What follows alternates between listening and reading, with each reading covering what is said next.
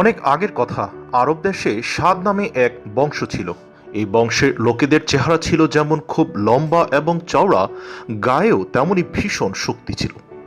তারাই ছিল তখন আরব দেশে প্রবল এবং প্রধান। তাদের একজন বাদশাহ ছিল, তার নাম ছিল সাদ্দাত। সাদ্দাত ছিল 7 মুলুকের বাদশাহ। তার ধন দৌলতের সীমা ছিল না। হাজার হাজার সিন্ধুকে ভরা মণি, মুক্তা, হীরা জহরত, পিলপানায় লক্ষ লক্ষ হাতি, আস্তাবলে অসংখ্য ঘোড়া, সিপাই শাস্ত্রী যে কত তার লেখাজোকাও ছিল না। এত বেশি ছিল সিপাই শাস্ত্রী এবং আস্তাবলের ঘোড়া। উজির নাজির, পাত্র মিত্র, আমলা গোমস্তায় তার রঙ্গমহল দিনরাত গম গম করত। সাধারণত মানুষের ধন দৌলত যদি একটু বেশি থাকে তবে সে একটু অহংকারী হয়। সাদ্দাত বাদশাহের দেমাগ এতই বেশি হয়েছিল যে একদিন সে দরবারে বসে উজির নাজিরদের ডেকে সিংহের মতো হুঙ্কার দিয়ে বলল, দেখো, আমার যেরকম শক্তি সামর্থ্য আর খুবসুরত চেহারা, তাতে আমি কি খোদা হবার উপযুক্ত নই? উজির নাজিরেরা তাকে তোষামত করে বলল, নিশ্চয়ই নিশ্চয়ই, এত যার ধন দৌলত, লোক লস্কর, উজির নাজির, দালান কোঠা, হাতি ঘোড়া, তিনি যদি খোদা না হন তবে আর খোদা হবার উপযুক্ত এ দুনিয়ায় কে? এত সিন্দুক ভরা মণিমুক্তা, হীরা জহরত, এত হাতি ঘোড়া আর দরবার ভরা আমাদের মতো উজির নাজির খোদা তার 14 পুরুষেও দেখেনি। আপনি তো খোদার চেয়েও অনেক উপরে, সুতরাং আপনি আমাদের খোদা। আরব দেশের লোকেরা সে সময় গাছ, পাথর প্রভৃতির পূজা করত। সাদ্দাত এটা মোটেই পছন্দ করত না। একইভাবে সাদ্দাত যেমন আসল খোদার পূজা করত না, একইভাবে গাছগাছালির পূজাও সে পছন্দ করত না। সে হুকুম জারি করল, কেউ ইট পাথর বা অন্য কোনো মূর্তি বা কোনো প্রকার খোদার পূজা করতে পারবে না। তার বদলে সম্রাট সাদ্দাতকে সকলের পূজা করতে হবে। 7 মুলুকের বাদশাহ সাদ্দাত তার হুকুমের উপরে কথা বলে এমন সাধ্য কারণেই, সুতরাং তার হুকুম মতোই কাজ চলতে লাগলো।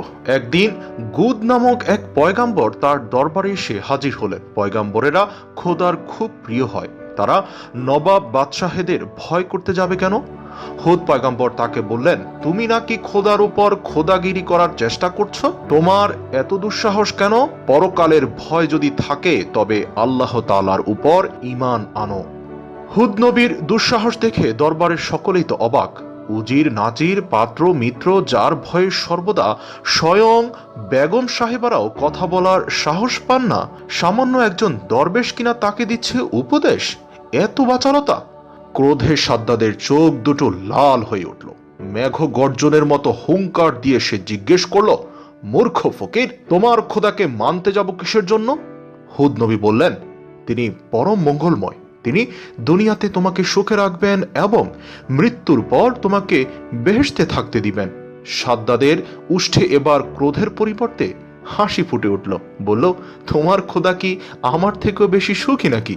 নবী জবাবে হেসে বললেন, নিশ্চয়ই, খোদা তাআলা নেক বান্দার জন্য বেহেশত তৈরি করে রেখেছেন। দুনিয়া ছেড়ে চলে গেলে পরকালে বেহেশত। বেহেশতের অতুলনীয় শোভা, অনন্ত শান্তি, অফুরন্ত সুখ, চাঁদের মতো খুবসুরত হুরি তো তুমি ভোগ করতে পারবে না। সাদ্দাত অবজ্ঞা ভরে হো হো করে হেসে বলল, রেখে দাও তোমার খোদার বেহেশতের কাহিনী। অমন আজগবি গল্প ঠের শুনে এসেছি। হুদ বলল, আজগবি নয়, সত্যি সত্যি। খোদার এমন অপরূপ বেহেশত কি তোমার পছন্দ হয় না? সাদ্দাত জবাব দিল, হবে না কেন?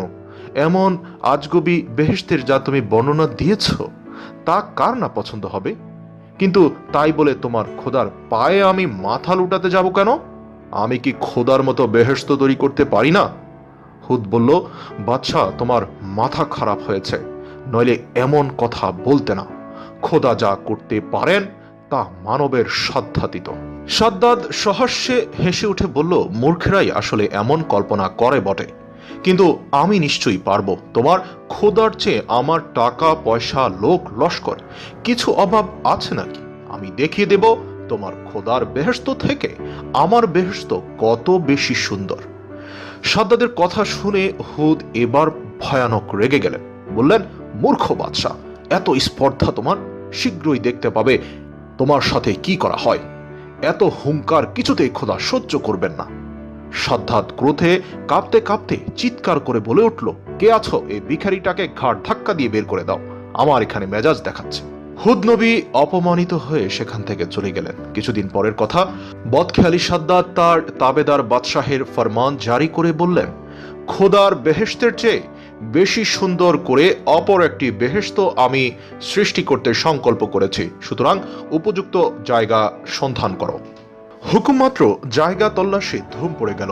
অনেক খোঁজাখুঁজির পর এমন একটি জায়গা সবার পছন্দ হলো।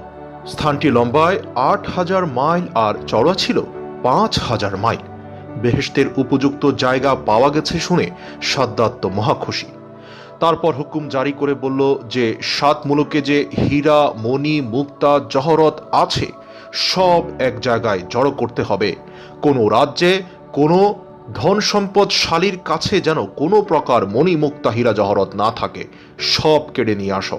বাদশাহের হুকুম কেউ অমান্য করতে সাহস করল না। দেখতে দেখতে দামি দামি হীরা, মণি, পান্না, জহরত পুরো মুলুক থেকে জমা হতে থাকলো। দুনিয়ার যেখানে যত সুন্দর মূল্যবান জিনিস ছিল, বেহেশত সর্বাঙ্গ সুন্দর ইয়াকুত ও মার্বেল জোগাড় করা হলো। লক্ষ লক্ষ মজুর ও কারিগর কাজ করতে আরম্ভ করলো। দিনরাত পরিশ্রম করে 300 বছর ধরে বেহেশত রচনা করা হলো। তা সত্য সত্যই বিচিত্র কারুকার্যময় ও অপূর্ব চমকপ্রদ হয়েছিল।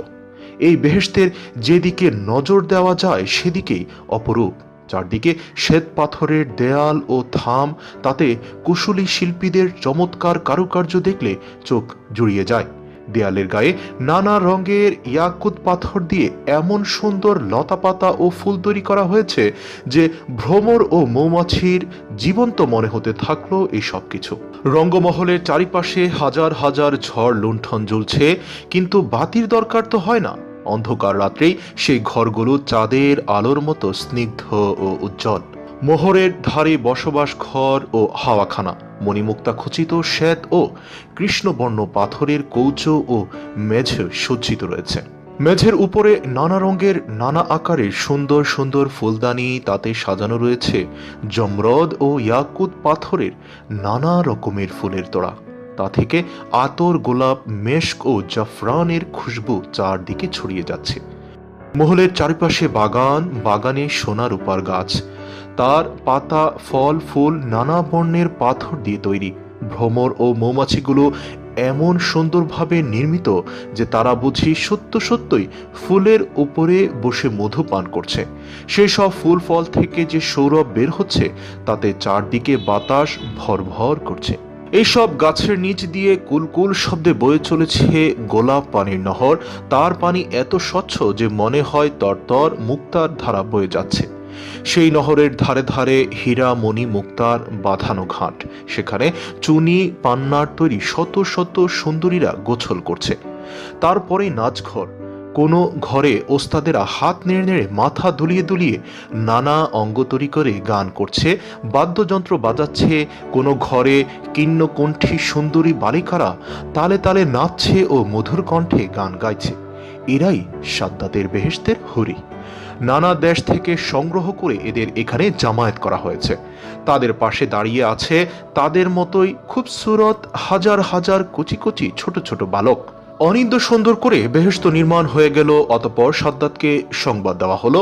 সে তখন অধীন নবাব বাদশাহ দিগকে হুকুম জারি করে জানিয়ে দিল তারা যেন শীঘ্রই সাদ্দাতের সহিত মিলিত হয়। তাদের সঙ্গে নিয়ে সে তার বেহেশত দেখতে যাবে। প্রজাগণকে আমোদ আহ্লাদ করবার হুকুম দেওয়া হলো। বাদশাহের হুকুম মেনে তারা নাচ করতে লাগলো, গান গাইতে লাগলো, হরদম বাজি পড়াতে লাগলো। এক শুভ দিনে সুন্দর সুসজ্জিত ঘোড়ায় চড়ে পাত্র, মিত্র, উজির, নাজির, লোক লস্কর, সৈন্য সামন্ত নিয়ে ডাক ঢোল পেটাতে পেটাতে, কাড়া নাড়তে নাড়তে, বাদামা বাজাতে বাজাতে হাজার বাদশার বাদশাহ সাদ্দাত তার সৃষ্ট বেহেশত দেখতে চলল। গল্পগুজব করতে করতে এগিয়ে চলল। দূর থেকে নজরে পড়ল বেহেশতের একটা অংশ। এত চমকপ্রদ, এত জমকালো যে চোখ ঝলসে যেতে লাগলো। আনন্দে সাদ্দাতের মুখ দিয়ে কথা সরল না। তারপর একটু সামলে নিয়ে ধীরে ধীরে বলতে লাগলো, ওই তো, ওই আমার বেহেশত। ওই বেহেশতের সিংহাসনে আমি খোদা হয়ে বসবো আর তোমরা হবে আমার ফেরেশতা। হরিরা যখন হাত পা নেড়ে নাচবে গাইবে তখন কি মজাই না হবে, ঠিক না? উজির, নাজির, ওমরাহগণ তারা সবাই সাদ্দাদের তোষামদি করতে থাকলো এবং তার সাথে মাথা নাড়াতে লাগলো। এমনই করতে করতে তারা বেহেশতের দরজায় এসে হাজির হলো। সাদ্দাদ সকলের আগে আগে যাচ্ছিল, অতঃপর সে বেহেশতের দরজায় একটি রূপবান সুন্দর যুবককে দাঁড়িয়ে থাকতে দেখলো। তার সুন্দর চেহারা দেখে খুশি হয়ে তাকে জিজ্ঞেস করলো, তুমি কি এই বেহেশতের দারোয়ান? যুবক উত্তর করল, আমি মালাকুল মাউত। সাদ্দাদ চমকে উঠে জিজ্ঞেস করলো, তার মানে? যুবক উত্তর করল, আমি আজরাইল, তোমার প্রাণ বের করে নিয়ে যাবার জন্য খোদা আমাকে পাঠিয়েছেন। সাদ্দাদ ক্রোধে উন্মত্ত হয়ে উঠল, চিৎকার করে বলল, সাবধান, আমার সঙ্গে তামাশা! কে আছিস বলে অন্যের প্রতীক্ষা না করেই নিজে খাপ থেকে তরবারি বের করে যুবককে কাটতে অগ্রসর হলো সাদ্দাদ। কিন্তু কি আশ্চর্য, তার হাত উঁচু হয়ে রইল। উত্তেজনায় শরীর দিয়ে দরদর করে ঘামের ধারা নির্গত হতে থাকলো। চিৎকার করে বলল, সৈন্যগণ, শয়তানকে মাটিতে পুঁতে ফেলো! যুবক অট্টহাসি হেসে প্রশ্ন করল, কই কই তোমার সৈন্য সামন্ত? সাদ্দাদ পেছনে ফিরে দেখতে পেল তার লোক লস্কর সৈন্য সামন্ত একেবারে নিশ্চিহ্ন হয়ে গেছে। ভয়ে সে ঠক ঠক করে কাঁপতে লাগলো। তারপর ভীত কণ্ঠে বলল, সত্যি তুমি কি আজরাইল? আজরাইল বলল, হ্যাঁ, দেরি করবার ফুসরত আমার নেই, আমি এখনই তোমার প্রাণ বের করে নেব। সাদ্দাদ চারদিকে অন্ধকার দেখতে লাগলো। সে শিশুর মতো নিঃসহায় ভাবে ভেউ ভেউ করে কেঁদে উঠল। মিনতি করে বলল, একটু সময় আমাকে দাও ভাই আজরাইল, অনেক সাধ করে আমি বেহেশত তৈরি করেছি, একটিবার আমায় তা দেখতে দাও। এই বলে সে ঘোড়া থেকে নামবার চেষ্টা করলো। মেঘের মতো গর্জন করে আজরাইল বলল, খবরদার, এক পা এগিয়ে আসবে না। সাদ্দাদ হাউমাউ করতে শুরু করে দিল। সেই অবস্থাতেই আজরাইল তার প্রাণ বের করে নিয়ে চলে গেল। তারপর কি হলো? হঠাৎ একটা ভীষণ আওয়াজের সঙ্গে সঙ্গে সাদ্দাদের অতি সাধে 5 মাইল দীর্ঘ বিস্তৃত বেহেশত, তার স্ত্রী, ঐশ্বর্য, লোক লস্কর, উজির, নাজির, হুর, গিলমান, পাত্র, মিত্র সবকিছু চোখের পলকে মাটির মধ্যে ধূলিসাৎ হয়ে গেল। দুনিয়ার উপরে তার আর কোনো চিহ্নই রইল না। শুধু মানুষের মনে চিরদিনের মতো আঁকা হয়ে রইল আত্মম্ভরিতা ও অহংকারের শাস্তি কিরূপ ভয়ঙ্কর। এসকে টিভির সকল আপডেট পেতে এখনই সাবস্ক্রাইব করুন। ধন্যবাদ।